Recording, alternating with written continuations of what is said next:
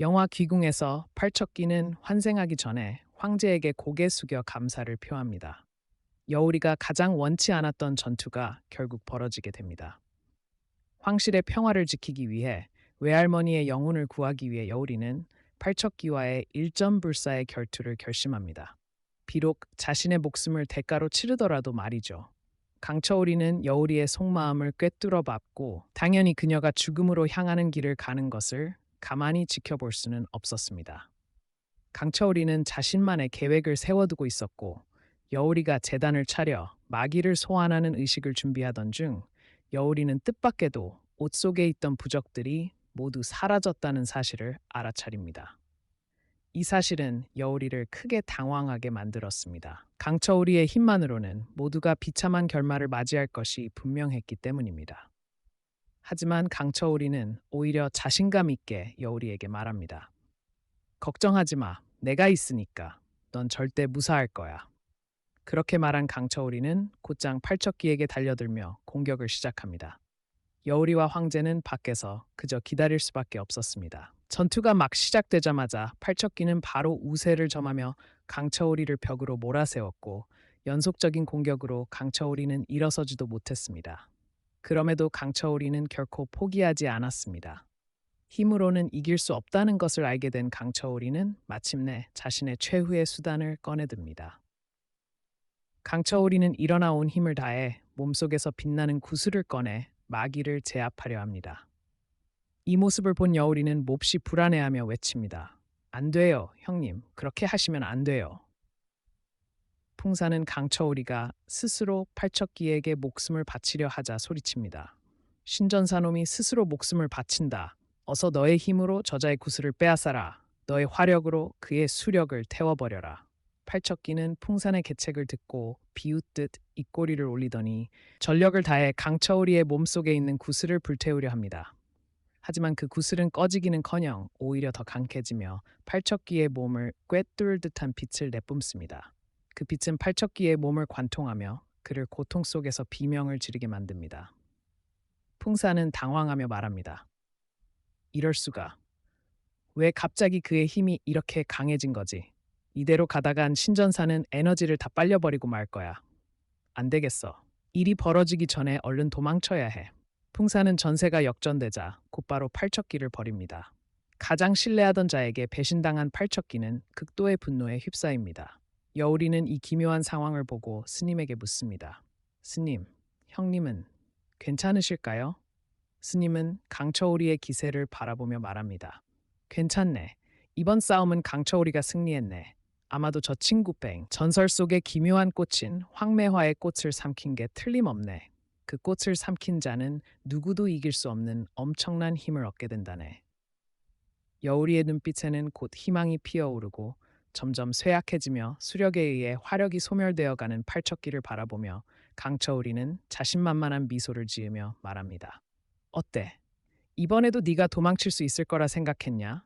널 소환한 자는 이미 널 버렸고 너의 힘도 이제 끝이야. 이제 피의 빚을 너와 결산하겠다. 비비와 여우리 외할머니의 복수를 반드시 할 것이다. 지옥으로 떨어져라. 강처우리는 외치며 달려들고 팔척기의 몸속에 희미하게 남아있던 불꽃은 완전히 꺼져버립니다. 그는 땅에 쓰러지며 극심한 고통을 호소합니다.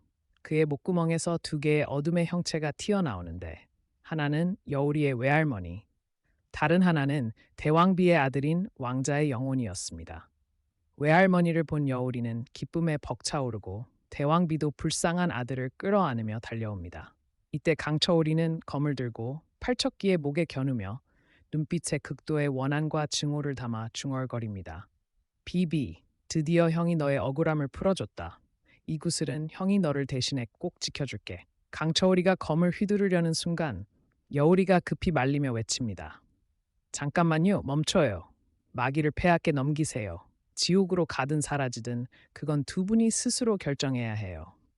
여우리의 말에 강처우리는 곧 검을 내던지고 그녀 곁으로 돌아옵니다. 그리고 황제는 한 걸음씩 마귀에게 다가갑니다.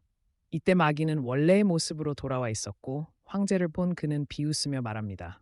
결국 널 죽이지 못했군. 네가 이겼다. 어서 날 죽여라. 황제는 검을 주어 팔척기에게 겨누며 지독한 증오와 깊은 고통이 서린 눈빛으로 그를 바라봅니다. 하지만 도저히 손을 쓸 수 없습니다. 황제는 이를 악물고 말합니다. 네가 선왕제를 죽이고 내 소중한 사람들을 해쳤어. 내 어머니를, 그리고 태어나지도 못한 내 아이를 죽였지. 나는 너를 뼛속까지 증오한다. 직접 널 갈기갈기 찢어 죽이지 못하는 게 한스럽다. 그런데 왜 네 눈을 보면 이렇게 가슴이 아픈 거지? 왜 우리 둘 다 이렇게 똑같은 고통을 안고 있는 거지? 절망과 무력함, 그리고 텅 빈 상실감 속에서 그건 혹시 사랑하는 이를 지켜내지 못한 자의 고통이 아닐까? 황제의 말과 함께 눈물이 뺨을 타고 흐르자 그 순간 마귀는 감화되기 시작합니다. 증오로 가득 차 있던 그의 표정은 놀람과 감동으로 바뀌며 그는 말합니다. 너 어떻게 이 고통을 아는 거지? 너희 황실은 살아남기 위해 무고한 자들을 죽이는 존재 아니었나? 왜? 넌 그자와 다르지? 황제는 고통스런 얼굴로 말합니다. 아마도 당시의 부왕은 너무 두려웠던 것 같소. 자신에게 무슨 일이 생기면 황후와 왕자를 지켜줄 사람이 없게 될까봐 극도의 공포와 혼란 속에서 그 잘못된 결정을 내렸던 것이오. 그로 인해 자네와 용담 마을은 억울하게 희생당했지. 자네는 부왕을 미워했지만 혹시 자네가 그와 같은 상황에 처했다면 과연 가족을 선택했을까? 아니면 백성을 선택했을까? 나는 그분의 행동이 옳았다고 말하는 것이 아니오. 하지만 나는 그분의 무력한 마음을 이해할 수 있어. 그분은 왕으로서 백성의 안위를 최우선으로 삼아야 했는데 그걸 지키지 못했기에 그분은 틀렸소. 그분은 어머니와 나에게 잘못하지 않았지만 자네에게 그리고 용담 마을 백성에게는 큰 잘못을 했소. 그래서 나는 그분을 대신해 자네에게 사과하겠소. 나는 자네의 원한과 그 진실을 알았을 때 깊은 죄책감과 고통을 느꼈소. 진심으로 자네를 위해 여우리에게 천도제를 부탁했소. 직접 자네에게 사죄하기 위해서였소. 하지만 나는 몰랐소. 자네의 원한이 내 아내와 아이를 죽일 줄은. 나는 그들에게 죄인이요. 하지만 자네를 원망하진 않소. 그들을 지키지 못한 것은 내 책임이요. 나는 오래도록 고민했소. 그리고 깨달았소. 원한의 원한으로 맞서는 한 이 고리는 결코 끝나지 않는다는 것을. 그래서 나는 오늘 자네와 황실 사이에 원한을 내려놓겠소. 자네가 무사히 삼도하를 건너기를 기원하겠소. 그리고 나는 남은 생을 참회하며 내 아내와 아이의 넋을 위로하는 데 바치겠소. 황제는 말을 마친 뒤 검을 마귀 앞에 던졌고 그 순간 마귀는 수치심에 북받쳐 오열합니다. 그는 황제의 아픔을, 황제의 진정성과 정의로움을 느꼈습니다. 자신이 저질러온 모든 일들에 대해 깊이 후회한 마귀는 오열하며 말합니다. 폐하, 신이 폐하께 사죄드립니다. 신이 잘못하였습니다. 신은 왕비마마와 태자전하께 큰 죄를 지었습니다. 원한에 사로잡혀 이성을 잃고 남의 킴에 넘어가 인간 세상을 해쳤습니다. 신의 죄는 죽어 마땅합니다. 하지만 폐하께서 신에게 손을 대지 않으셨기에 신은 더욱 부끄럽고 감사할 따름입니다. 신은 진심으로 원한을 내려놓았습니다. 신은 지옥에 가서 지난 죄를 참회하겠습니다.